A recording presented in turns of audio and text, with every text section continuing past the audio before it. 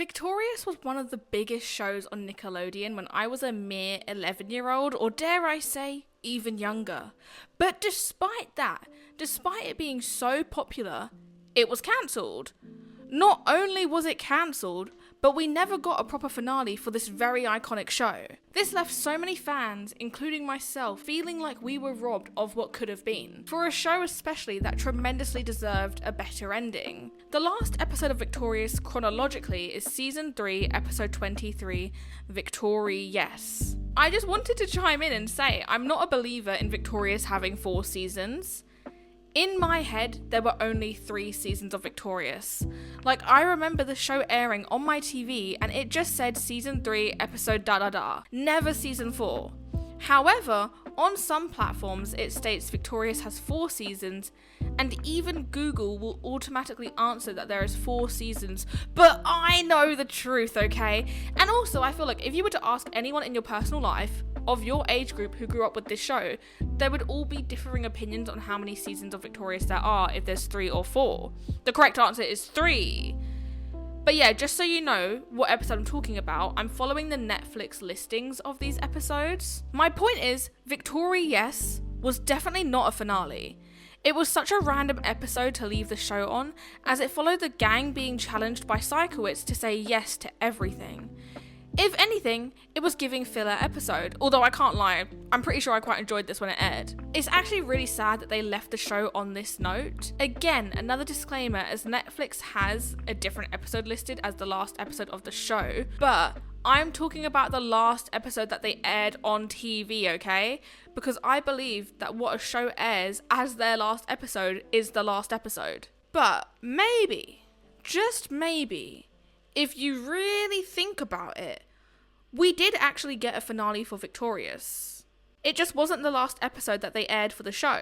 It was the 2-episode special, season 3, episode 15 and 16, Tori Goes Platinum. These 2 episodes would genuinely have been such a great ending to the show. But anyway, the first part of Tori Goes Platinum starts with Mason Thornesmith, aka Budget Simon Cowell, announcing that they will be hosting a competition for a complete unknown to perform at the Platinum Music Awards. This competition was worldwide, mind you, which is absolutely crazy. I thought it would just be in America, because I remember growing up when Nickelodeon and Disney would do sweepstakes and giveaways, and they would always be US only. That pissed me off. I was always clenching my fist in rage, being like, when is it my turn to meet Ross Lynch and Maya Mitchell in the Danimals sweepstakes? I mean, who remembers the Danimals sweepstakes? Those haunt me to this day. This competition, however, gets everyone at Hollywood Arts extremely excited to send in their entries, including Trina Vega, who, you know what? She definitely had some star power with her outfit. Like, I can kind of see what she was going for. I don't know why she never used autotune though. Like, I think she would have popped off with that. I think she would have thrived. But yeah, we see Mason go through all of Hollywood Arts' audition tapes with a surprise entry by Gibby and, Miranda sings. Next. So what I'm gonna do. Gibby is an icon, so no shade to him. But seeing Miranda is really a sign of the times. And of course, she would be on a Nickelodeon show. Of course. I feel like that's just a red flag in itself now when you look back.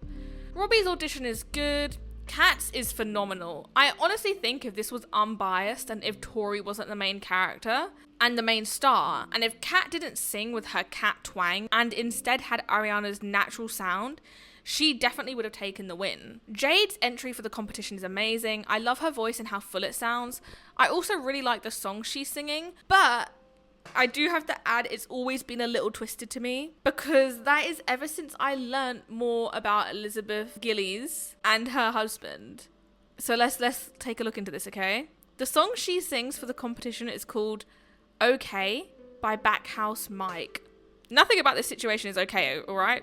Also, before I get any further, this is all alleged. Please, no one come for me. This is all alleged.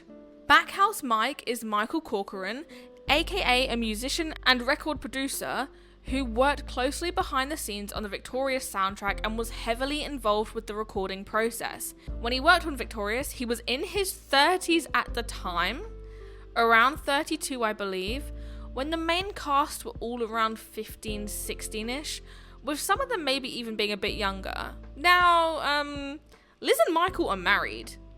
They met on the set of Victorious when she would have been a teen. Put the pieces together yourself. But yeah, this case has never really sat right with me, and it kind of stings to see that she was singing his song on the show. Kind of giving sinister. Moving on though, Tori's audition tape, it's good, but I genuinely think none of us live in delusion to think Cats wasn't 10 times more impressive. I am a Tori defender through and through, so no one slander my girl. But I guess the only difference between Tori and the rest of them is Tori has that kind of star power going for her where she encompasses everything. She's got like that all-American dream girl kind of vibe to her. So maybe it's the way they style her hair all poofy. Maybe it's just the secrets are in her hair. But I do think she kind of encompasses that dream. Tori's knuckles deep into a sandwich when Mason enters Hollywood Arts to give her the news that she won the competition and will be singing at the Platinum Music Awards. Beck's a very, very good friend. Like, he lets Tori spit her food into his palm. Oh my god. I could just feel the warmth of it when it landed in his palm. Oh my, I'm sorry. I don't care how close we are. You are not doing that. I'm not letting you spit your food into my palm. I am also forever judging Nickelodeon for everything they made these teens do, because I'm like, somewhere deep down, this is what one of those weird producers were probably into. And I'm probably not even wrong. And I know I'm not wrong, because this isn't the only time that this specific thing happens in this two-parter. I think it happened twice more or once more. But once was enough. Why are we doing it again? The whole gang shows up to Mason's studio where he introduces Kat to Bibble. I remember when I was younger, all I wanted to do was try some Bibble. Mason uses this as a way to get rid of Tori's friends though, so that he can talk to Tori just one-on-one. He goes over how his job is to recreate Tori into more of a pop star. He really shows his red flags when he makes Tori drink tuna fish juice whilst telling her it was his mother's citrus lemonade juice thing. I hated that. Because what if she was allergic to tuna, Mason? Huh?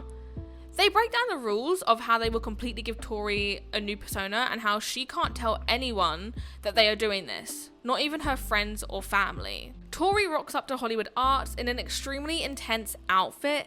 However, she does not give up her bag. Like, that big brown bag stays with her till the grave. Because I'm surprised they didn't give Tori a new bag to go with her extreme new look. Because I know they have the budget if he's Mason Thornesmith in this big record company. And, you know, the bag and outfit do not match. Paparazzi bombard the classroom to take photos of Tori. However, they get completely sidetracked with Psychowitz as they lean into the joke of Eric Crane being the voice actor for Plankton from SpongeBob, which he isn't, by the way.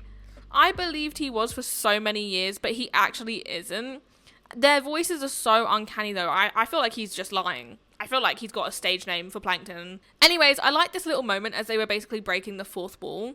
And I mean, this isn't the first time as well that we've seen insight into the lore of the Nickelodeon universe, as they already were aware that SpongeBob existed in their universe, as Robbie, a season back or earlier in this season, wore SpongeBob underwear in Tori Gets Stuck. Tori returns to Mason's office. Tori, however, is put in a disastrous outfit. Genuinely, what were they thinking? They should have fired her stylist on site because, if you think that's style, I need you to reevaluate everything.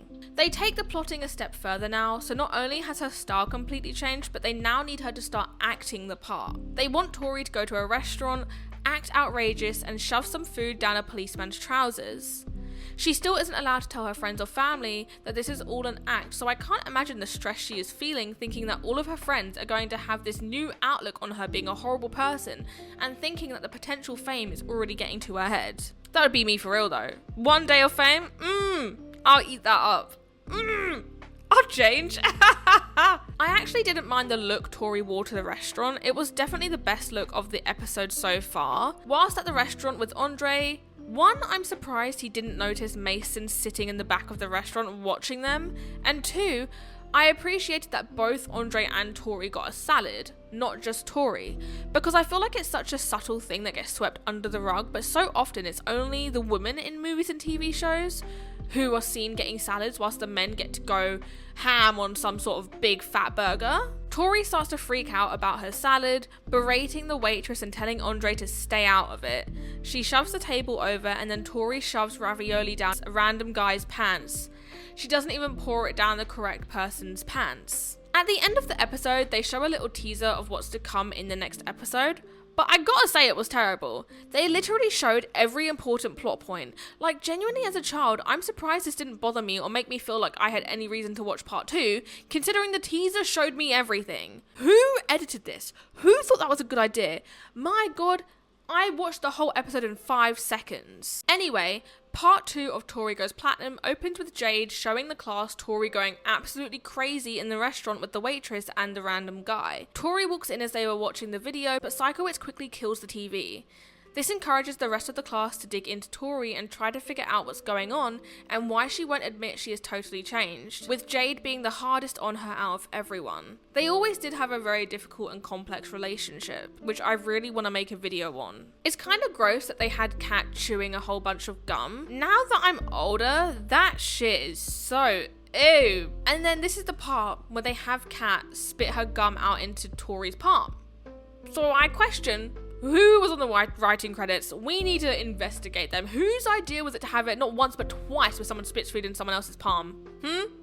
I'm gonna open an investigation onto them. It's gonna be my life's mission. Tori is at home when, I can't even, like, it genuinely makes me feel sick. Trina says how she read online that soaking your face in a bowl of mayo makes a girl prettier. So she just has her face plastered in mayo. My point from earlier stands. Beck comes over to check on Tori as he is the only friend that seems to truly understand something else is going on and that this isn't how Tori would really act, and he knows Tori wouldn't treat people so ridiculously. He tells Tori he knows she wouldn't act this way unless someone was making her, that they were telling her what to do and how to dress. He asks Tori why she doesn't just stop, to which she explains if she stops they'll just fire her. Beck doesn't seem to think that that would be the case though, and then they share a little moment in which Tori and Beck almost kiss.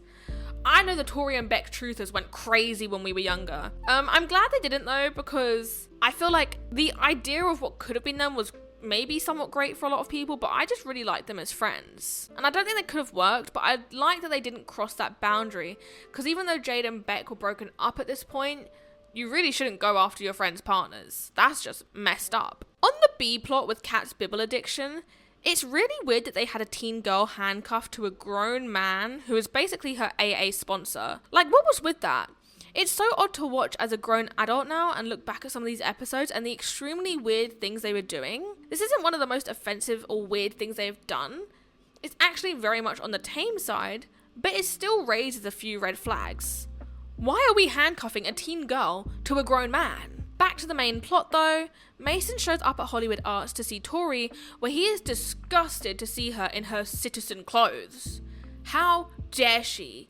Mason causes quite the commotion, berating his own staff and Tori about what she's wearing. Tori expresses she no longer wants to be his puppet, and then Mason fires Tori on the spot and immediately turns to Jade to give her the opportunity instead, to which she gladly takes. It is kind of a shitty thing to do, like that would suck to see your acquaintance, somewhat friend, take an opportunity that was once yours so quickly, but at the same time, it's such a big opportunity that I almost can't blame her. How could you possibly pass up on this chance to perform at the Platinum Music Awards when your whole goal is to become an artist, as seen by the fact all these teens are at Hollywood Arts? The boys rally around Tori to bring her gifts and try to make her feel better about losing this once-in-a-lifetime opportunity. Kat FaceTimes Tori backstage at the Platinum Music Awards as she is there with Jade. Tori handles this scene with such grace and emotional maturity that I don't see how anyone is hating on her. She expresses to Kat how she doesn't have to hide the fact she's at the rehearsals for the award show with Jade, and that it's all okay. Andre and Robbie leave to go watch Jade rehearse at the Platinum Music Awards, which just leaves Beck at her house. He once again leans in for another kiss. Man was really feeling the vibes of Tori because he was trying again. But an important thing to note is Jade sees this whole ordeal go down as Kat didn't hang up the FaceTime call. So she sees as the sparks fly between the two of them, but she also sees how Tori shoots Beck down. saying that Jade is her friend and she couldn't do that to her. Tori doubles down on how she and Jade are kind of friends and she doesn't want to betray her by kissing Beck as he is Jade's ex. Beck tries to state how it doesn't seem like her and Jade are friends considering she took her part at the music awards, but anyways, this gives Jade some reflecting to do. Tori comes to see Jade backstage in her crazy outfit. Even though they say it looks stupid, I think it was kind of a look. I can see the vision. It was giving Lady Gaga. Tori comes to wish Jade well though, and this spirals into Jade stating how it's wrong that she's taken Tori's place and that she couldn't do that to her friend. It's such a sweet moment between them and I really enjoyed it. It felt like such an end to their friendship arc in the best way, and it was extremely rewarding. Jade, being sneaky, changes the Platinum Music Awards announcer's script so that he announces Tori Vega to the stage instead of her. This is where Tori performs the song Make It in America in an outfit that's so much more her vibe. Of course, Mason completely loses it at this, but no one's surprised by that. They end the episode with Kat and her sponsor feeding into their addiction by eating some bibble by the rubbish out back. I think they should have cut this scene out as it kind of takes away from how good this episode was as a potential finale. It's also really weird that at the very, very end of this episode, like after the credits, you have Kat's voiceover saying, But it hurts! It's said in such a weird way, which again, I totally blame the weirdos at Nickelodeon for this, like they knew what they were doing. That's so weird out of context. I didn't pick up on this when I was younger, but ew. But guys, this would have been the perfect finale. We have Jade and Tori basically accepting that there is some sort of friendship between them. They have mutual respect by the end of this episode, okay? Not only that, we see how proud of Jade Beck is in this moment, kinda insinuating that they would rekindle at some point, or that they at least ended on good terms. We obviously know they do eventually get back together, but if this was the finale, we could have just assumed that, or that they would have been okay. We also completely closed the door on Tori and Beck ever being a couple, as I know a lot of fans shipped them, and this was quite popular to ship them back in the day. Then we have Tori sing Make It in America on a stage, which is quite reminiscent of the Make It Shine set in the pilot episode, so it's completely full circle. It just felt so good to see Tori finally basically make it as a star and have the moment the whole show had been building towards, considering this was the whole point of Hollywood Arts. I think this two-parter had everything they needed to make a proper finale. It's such a shame they couldn't have just aired this as the last couple of episodes. It would have felt so satisfying, and it had that oomph to it to feel like a proper ending.